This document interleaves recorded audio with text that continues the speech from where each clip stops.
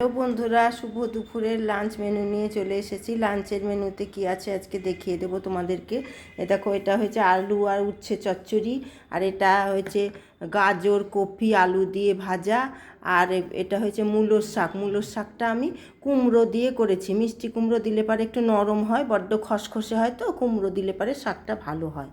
আর এখানটায় হয়েছে টমেটো দিয়ে মুসুরির ডাল, আর হয়েছে এটা হাঁসের ডিমের ঝোল। শীতের সময়তেই হাঁসের ডিম খায়, আমাদের এখানে পাওয়া যায় না, একজনাকে বলেছিলাম দিয়ে গেছে। হাঁসের ডিমের ঝোল। এই হয়েছে আজকের লাঞ্চের মেনু। এই দেখো, সোনাই বসেছে খেতে, মেজাজটা খুবই খারাপ, একবারে চেঁচিয়ে ভেবিয়ে একসা করছে। ওর তো কোনো কারণ খুঁজে পাই না, কখন ভালো কখন বন্ধ, এই নিয়েই তো ওকে চলতে হয়, আমার কিছু করার নাই।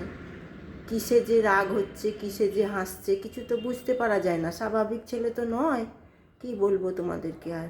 ঠিক আছে, তাহলে এই পর্যন্তই, আজকের ভিডিওটা এখানেই শেষ করলাম।